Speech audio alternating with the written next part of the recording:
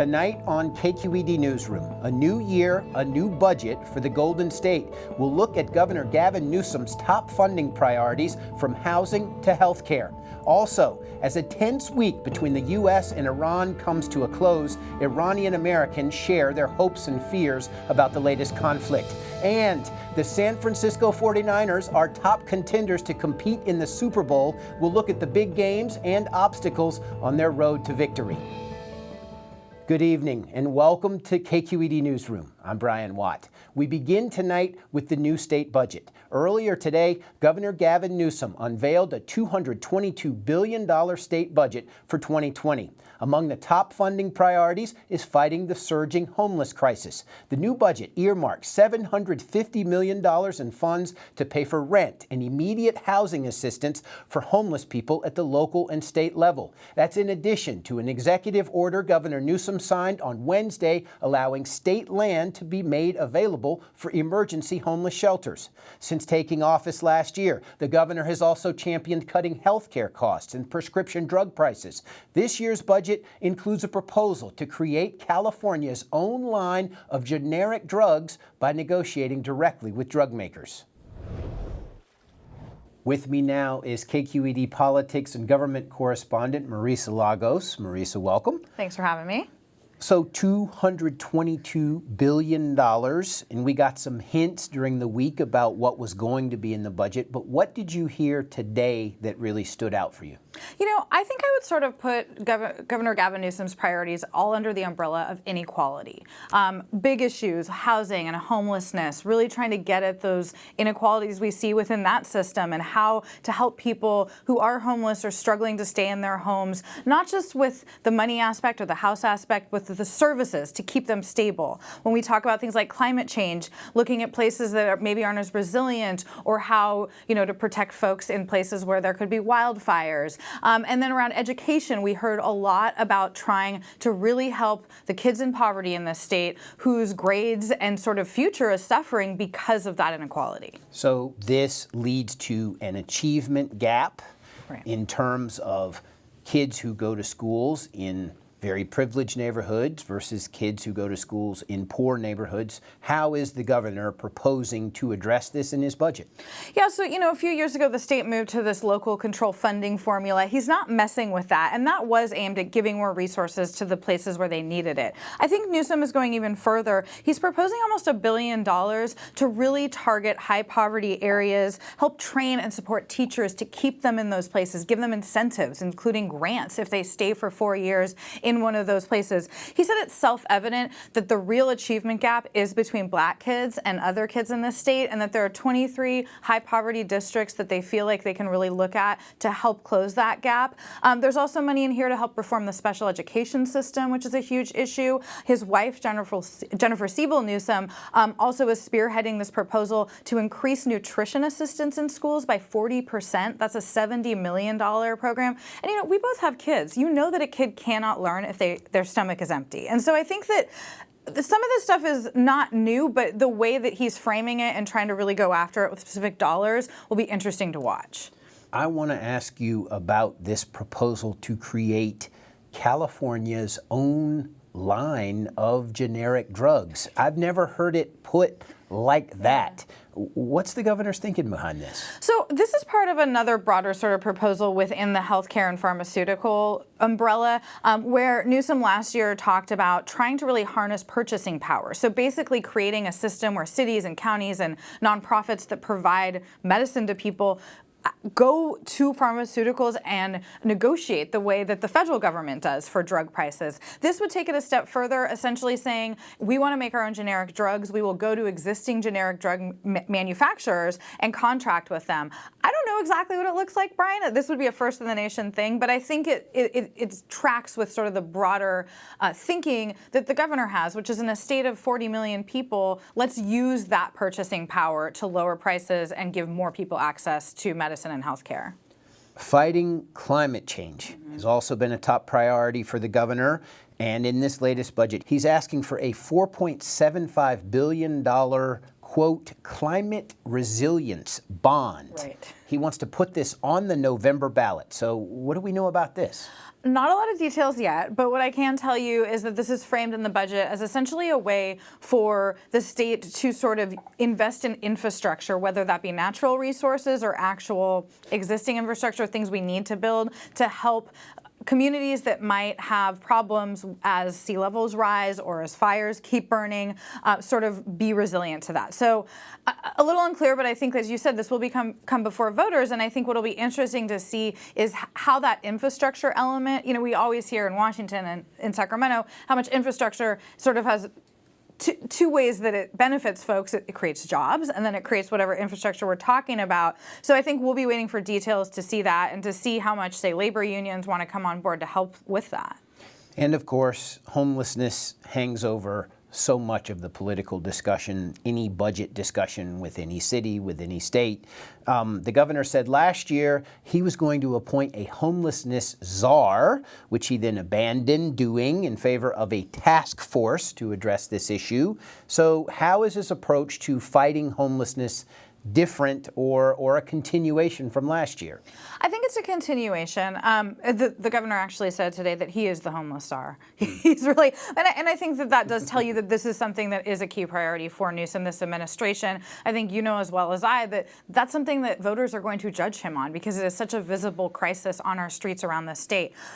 Broadly, I would say that what the governor is looking at with this budget is increasing the amount of money that they're giving directly to cities and counties, really increasing triage efforts. He wants Caltrans and other state agencies to immediately make available any land that they have that they could give to cities and counties or nonprofits to help create like navigation centers, homeless shelters. But also I think he's talking really about tying Medi-Cal, the state's insurance program for the poor, to homelessness and to look at this as sort of a broader 360 view to say that, hey, if somebody has a mental health issue, we can get them a house, but they may not be able to stay there unless we address their underlying health problems. And so I think that that's a really interesting approach. Some of it still remains to be seen how it really looks, but it's certainly a different sort of approach than I have seen the state take in the past. And what about this idea of rent assistance for people who are experiencing homelessness? This is an interesting approach to me. What's it telling you? I think it ties in with what I'm talking about here, which is like not just saying, okay, there's a homeless person on the street and we need to get them into a shelter and then into a house, but then also thinking about, okay, how do we make sure that somebody doesn't end up homeless who is housed right now? Right. This is really a triage measure. He said today, a lot of details left to be worked out, but that this proposal does not envision giving somebody rent subsidies in perpetuity, but to really help them get on their feet or stay on their feet if they're in crisis. And again, I think that this is going to be something that cities, counties, and the state are all going to grapple with, which is like how to walk and chew gum at the same time around this issue. We know in San Francisco, for example, we've housed tens of thousands of people over the last couple of decades, and yet our homeless numbers keep going up. Finalizing and approving a budget is, I think, a 6-month process. What fights are you expecting to be the most contentious in these 6 months ahead of us? Well, anytime you have a tax increase, that is a fight, although the one that the governor proposed today, which is a tax on nicotine vaping products, may not be quite as controversial as some tax fights. That will be interesting. I think the bond measure, what it looks like, how it's crafted, the lawmakers would want to put that on the ballot. I don't think the governor will want to collect signatures for it. And then I think, this is a very strong supermajority of Democratic lawmakers. Some of them are going to want to spend more money than the governor's proposed. Some of them are going to want to spend money on an ongoing basis. A lot of the things the governor has done in the last 2 years have been one-time expenditures so that if the economy turns around and goes in a direction that is not good for state coffers, that they don't have to cut programs. So I think that's going to be some of the fight. And then I absolutely anticipate that Republicans are not going to love all these proposals, including one to expand health care benefits to low-income undocumented seniors. Really quickly, this is the governor's second full year in office. What has he learned? I think the biggest criticism of Gavin Newsom in his first year was that his administration was not clear on what their main priorities were. I think it felt to lawmakers like it was a little sort of all over the map. It seems to me, even though he still spent over 2 hours talking to reporters today about this budget, that housing and homelessness, climate change and wildfires, and education are the 3 pillars. We'll see if he can stick to that. KQED politics and government correspondent Marisa Lagos, thank you. My pleasure.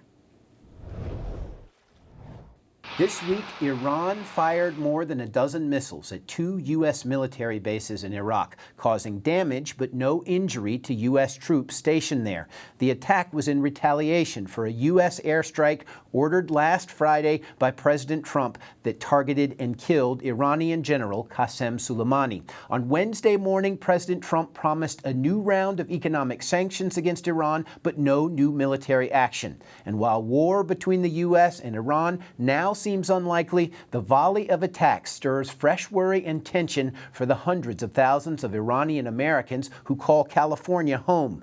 With me now is Shuku Miri, an Iranian American psychologist and former board chair of the National Iranian American Council, and Dornaz Mamarzia, a former field organizer with the Northern California chapter of the council. Welcome to you both. Thank you. Thank you. Tell me first, Shuku, and then Dornaz, how you heard about the drone strike that killed General Soleimani and what you began hearing immediately from your own communities. I first heard about it as an alert on my phone, a news alert, and the immediate thought I had was fear of war, and I think that's what everyone in our community was afraid of. Dornaz. The same for me. I got an alert on my phone, and the first thing came to my thought was that what would happen to my father who is living in Iran, what would happen to my grandparents who are in Iran, all of my loved ones, and the fear of having a war with Iran was really scary. And are you able to communicate with these close relatives when something like this happens? Not that something happens all the time like this, but are communications direct in a situation like this? This time the communication was direct, but think about it this way. There is a kind of a feeling of mistrust amongst the Iranians toward the government. So there is always a fear that the government is monitoring your phone calls, your text messages, your emails, all the communications you're having. So that was kind of a thing. They couldn't have a direct communication with me about that and their concerns. Now, I have not heard anyone in America say that they are sad that General Soleimani is dead. He's being mourned in Iran like a true war hero, but I'm curious how he is regarded in the Iranian American community here. Shuku. Well, I certainly, my heart does not bleed for this person. I mean, he has blood on his hands. He sounds like a terrible person who's done terrible things. My concern really is, as an American, what this does for me and my kids and my family here. So the concerns that I've heard are really centered in our community around what this does to us and potentially unleashing not only a war, but discriminatory policies that may affect our community. You are a psychologist. I am. What has been important for you to explain to especially vulnerable people within your community, like kids or Iranian Americans who have experienced trauma? Yeah, I think we're going through really an arc of trauma, a series of experiences that have been very traumatic, starting with a Muslim ban at the beginning of President Trump's administration, then 3 years of escalated policies and language that I think is pretty racist and hate-filled towards lots of communities of color in the country. And then the past week, I think, has really brought that to fruition in a powerful way, right? He's threatened war crimes to target cultural sites in Iran. There have been Iranian Americans held at the border, asked about their social media accounts, asked about their political opinions. And so I think about kids in our community and how this makes them feel. And I think the message they're really getting is that he doesn't consider them valued members of the American family. And I think that has a real profound effect on children, and I hope that people in our community are taking care of kids in that way.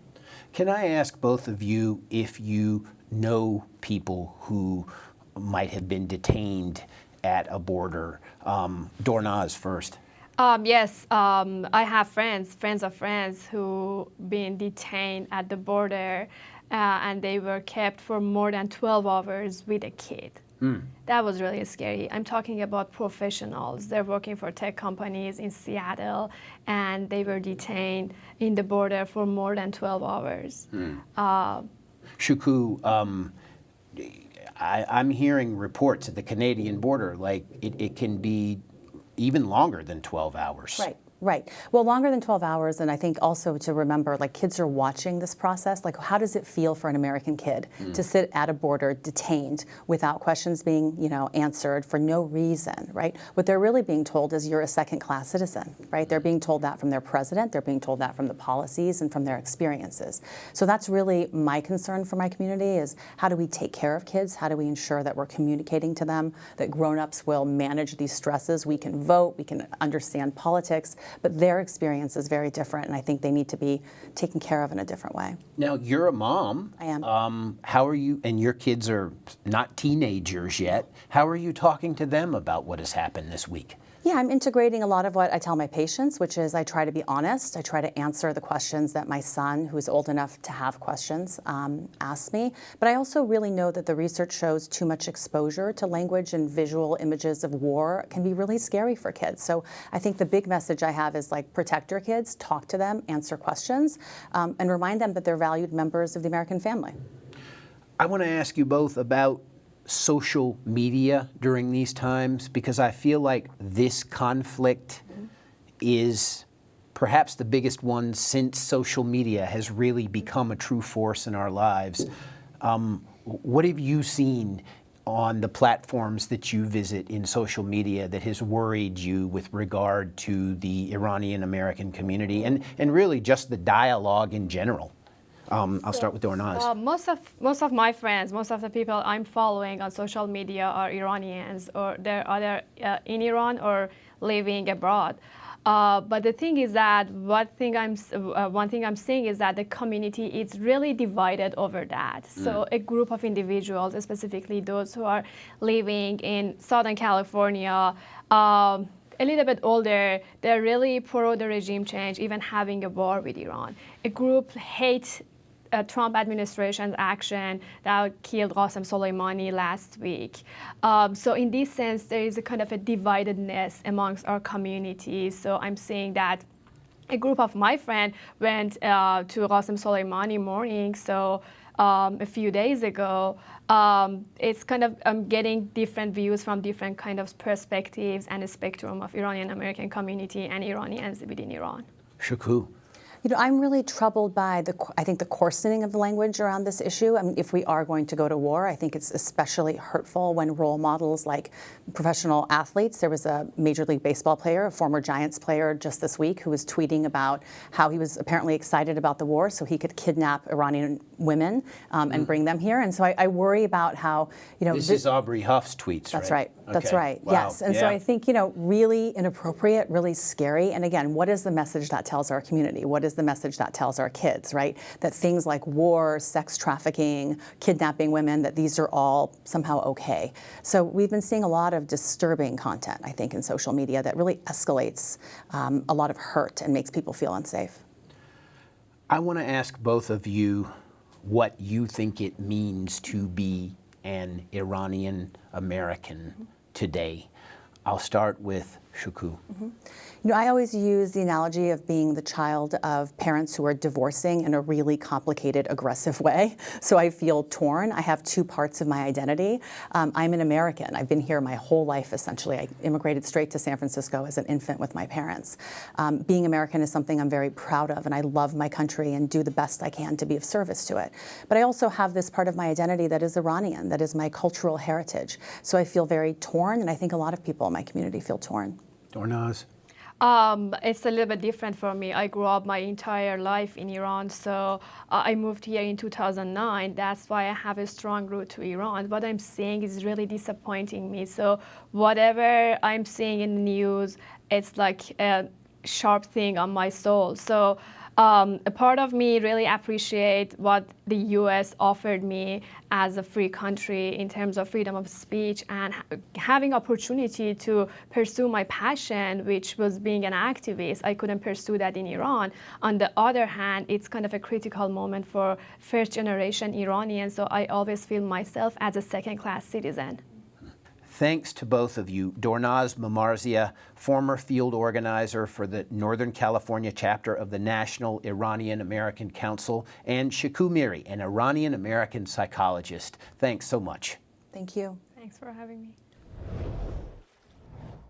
Tomorrow, the San Francisco 49ers hope to continue their push to the Super Bowl with a victory against the Minnesota Vikings. The number 1 seed 49ers ended their regular season with 13 victories and just 3 losses, anchored by quarterback Jimmy Garoppolo and his single-season career-high 27 touchdowns. It's also the first time in his 6-year career that he's reached the playoffs as a starter, bouncing back from an injury that sidelined him much of last season. And it's the first time ever that the 49ers will battle in the playoffs at Levi Stadium in Santa Clara.